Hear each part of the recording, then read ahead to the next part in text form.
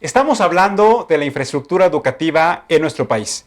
Como pudimos ver en los testimoniales, es un consenso de la necesidad de que todos los ciudadanos podamos poner algo de nuestra parte para mejorar las condiciones físicas en que se encuentran las escuelas. Todos tenemos una anécdota de cómo en nuestra escuela muchas veces le faltaba pintura, o cómo muchas veces no había agua en el baño, o cómo todos tenemos la idea y tenemos una propuesta de cómo solucionar y mejorar la escuela en la que todos participamos. Hoy vamos a platicar con Alfonso Rodríguez. Buenas noches, Alfonso. ¿Cómo estás, Tulio? Muy buenas noches. Bienvenido. Para identificar y poder caracterizar cómo se encuentra la infraestructura educativa en nuestro país en escuelas primarias y secundarias. Pero antes de entrar a platicar con Alfonso, un poco me gustaría platicarles. Una vez tuve oportunidad, invitado por un amigo, a asistir a Medellín, Colombia, en donde ellos hicieron un gran proyecto para que en las zonas más marginadas del país, como ustedes saben, Medellín es un valle que está rodeado de muchas barrancas, en las zonas más marginadas, en una asociación público-privada, es decir, el gobierno del municipio junto con grandes empresarios de la zona de ese estado, que es Antioquia, tuvieran la posibilidad de invertir en hacer 4 escuelas icónicas que tuvieran las mejores bibliotecas, las mejores salas de cómputo, las mejores instalaciones deportivas. Y lo que buscaban en ese proyecto es que se dignificara al alumno, a la familia, al profesor, y que eso contribuyera a que las personas que vivían en las zonas de alta marginación sintieran el orgullo que asistían a las mejores escuelas del país. Y eso me parece que puede ser un proyecto que podemos retomar en nuestro país. Es parte de lo que vamos a platicar hoy con la Fundación Adopta una Escuela. Alfonso, vamos a ver hoy en las gráficas cómo el Instituto Nacional de Evaluación Educativa hizo un diagnóstico de cómo se encuentra la infraestructura, sobre todo de las escuelas primarias y secundarias.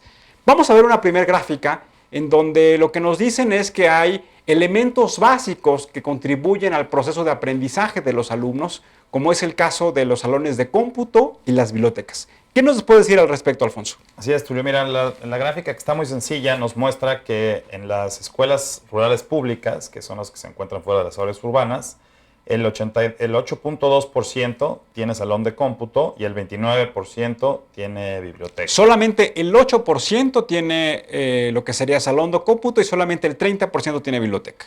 En las escuelas públicas, en las zonas urbanas, casi el 40% tiene salón de cómputo y el 44% tiene biblioteca. Pero todavía hay un margen importante, hay un 60% que no lo tiene. Es correcto.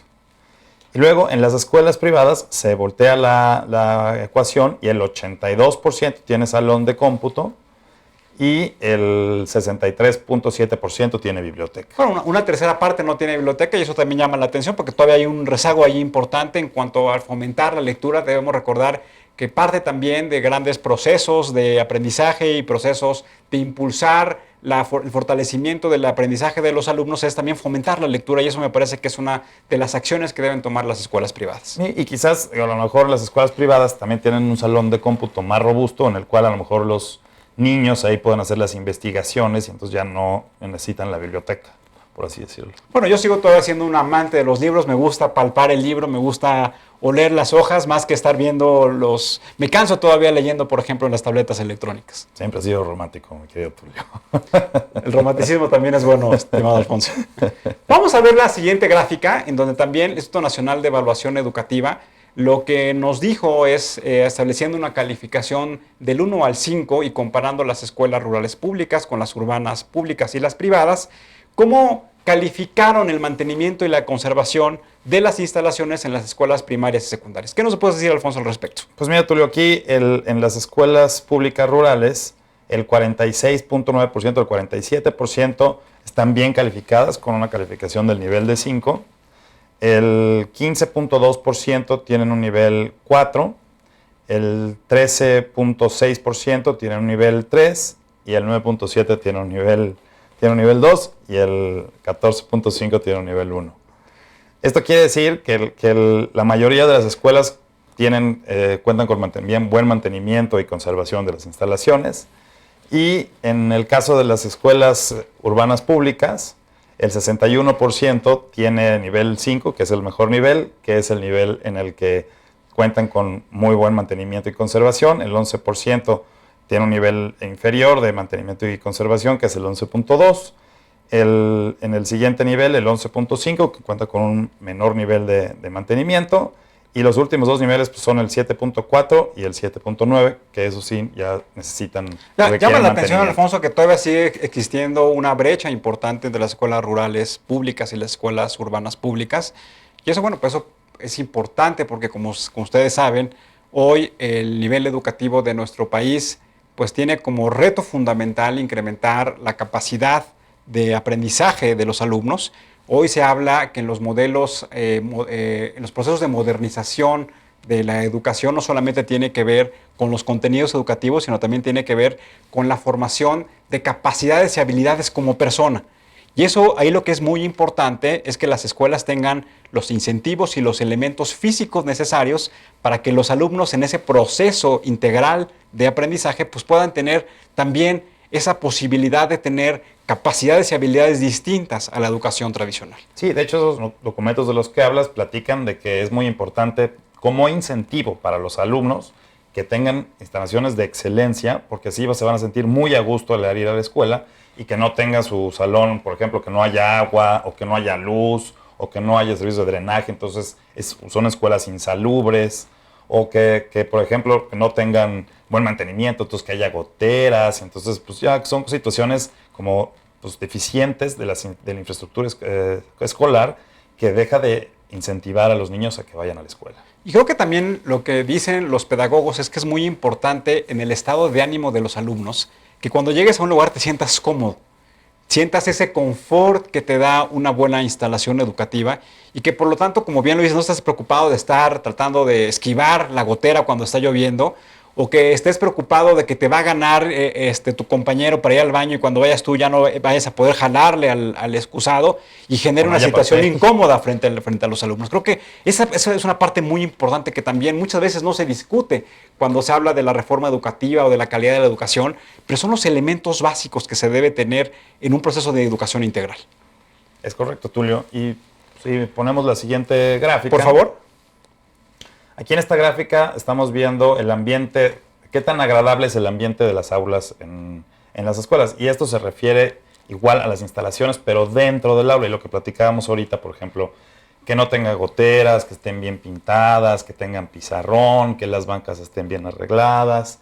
Entonces, en ese sentido, platicándoles otra vez, en las escuelas rurales públicas, el 68.4% tiene todas esas condiciones, cumplen con esas condiciones. O sea, estamos hablando de casi un 70% de las aulas del país en las que, de escuelas primarias que tienen esas condiciones. Luego sigue en una escala menor el 14.8% y en las otras dos siguientes el 4.3% y el 4% que ya tienen situación de carencia en el agrado de las aulas.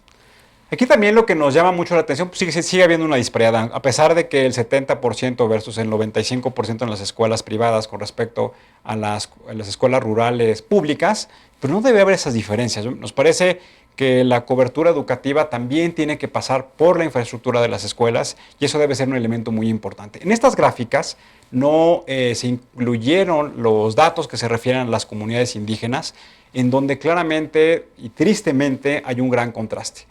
Pareciera ser entonces que todavía el gran reto que debe tener la participación del gobierno federal, de los gobiernos estatales en la aplicación de los presupuestos, no solamente para construir nuevas escuelas, sino también para mantener y conservar las escuelas existentes, tiene que ver con esas comunidades indígenas y con esas comunidades rurales de nuestro país. El otro día leíamos una estadística en donde el 25% de la población está concentrada en poblaciones que tienen menos de 5,000 habitantes. Y eso llama mucho la atención porque eso habla de las grandes carencias que todavía tienen en nuestro país ese grupo de alumnos, de niños y de jóvenes que tienen como único sueño mejorar su calidad educativa para poder tener mayor movilidad social. Sí, yo creo que el trabajo que realiza la organización que invitaste hoy al programa, Tulio, yo creo que tiene un reto importantísimo junto con el gobierno y todos los actores que participan para dar una mejor infraestructura a los niños, sobre todo de escuelas rurales, que es a donde más hace falta y donde más rezago hay en este tipo de situaciones. También recuerdo cuando nos hizo favor de acompañarnos en este programa Enrique Cárdenas del Centro de Estudios Espinosa Iglesias, que han hecho un estudio muy interesante sobre la movilidad social. Él lo que nos platicaba en ese estudio que realizaron es que el porcentaje de la población que está en las zonas de más bajos ingresos, 7 de cada 10, a pesar de tener acceso a la educación, cuando pasaba una generación, es decir, cuando pasaban 30 años, seguían manteniendo el mismo nivel de ingresos. Y eso entonces de lo que nos habla es que las carencias en materia educativa, las carencias en materia de acceso a la seguridad social, a los servicios de salud, a un sistema de pensiones mínimo, sigue siendo uno de los grandes retos que enfrenta nuestro país. Sí, hoy hablamos de un total de escuelas aproximado de 207,000 escuelas de educación básica, que estas son primarias, preescolares, secundarias, y de esas primarias son el 42%, el 40% son preescolares y el 16% son secundarias. De estas, el 86% son públicas y el 13% son privadas. Y aquí también lo que llama mucho la atención, como lo hemos platicado también en otros programas, que el gasto educativo en nuestro país, si lo comparáramos en Producto Interno Bruto, en puntos del Producto Interno Bruto, tenemos un mayor gasto que respecto a Canadá y es muy similar al gasto que tenemos con respecto a Estados Unidos. Entonces esto es lo que nos habla que en el componente de los gastos que tenemos como país, la educación tiene un valor muy importante. El tema sigue siendo el gran reto, que los recursos que se destinen a la educación se empleen de manera adecuada. Que los alumnos, los profesores y los padres de familia sean vigilantes de la aplicación óptima de esos recursos, pero sobre todo que los jóvenes y los niños de nuestro país puedan tener un mejor futuro a través de tener una mejor educación. Sí, concuerdo contigo, Tulio, y además déjame agregar que de los 25 millones de niños que estamos hablando hoy que están en la educación básica, pues deberían de tener ese presupuesto, deberíamos de evaluarlo como que al final del periodo escolar, decir, estos niños son exitosos, estos niños recibieron una buena educación, tienen los incentivos, están bien preparados para salir al siguiente nivel educativo, como que esas evaluaciones que hace el Instituto Nacional de Evaluación Educativa, se me hace que debemos de fortalecerlas y de continuar realizándolas. Y yo desconozco si hay incentivos económicos para las escuelas en donde los alumnos tienen mejores calificaciones. Como tú sabes, parte de los impulsos y las iniciativas que ha hecho la sociedad civil es la evaluación educativa. Recordemos que hubo un gran malestar de la sociedad civil cuando el secretario de Educación Pública anterior suspendió de manera temporal la aplicación de esta evaluación educativa. Y lo que tendríamos que exigir como sociedad civil es que el presupuesto que esté destinado a las escuelas, pues también tenga incentivos económicos para que las escuelas en donde produzcan los mejores alumnos también tengan mejores instalaciones. Y eso nos parece que puede ser una de las propuestas que podemos impulsar. Sí, esto es un incentivo enorme para las escuelas y que haya competencia entre escuelas para que cada una quiera ser mejor que la otra y se peleen por una bolsa de recursos que les permita tener mejor infraestructura, mejores profesores y por ende pues, mejores alumnos. Y también creo que lo que es importante es que cuando hablamos de que la forma de mejorar a nuestro país pasa por las comunidades, pues finalmente una escuela es una comunidad que tiene un gran impacto, una comunidad en la cual pueden asistir los padres de familia, insisto, los maestros, pero que entonces es el espacio en donde más conviven los habitantes de una población.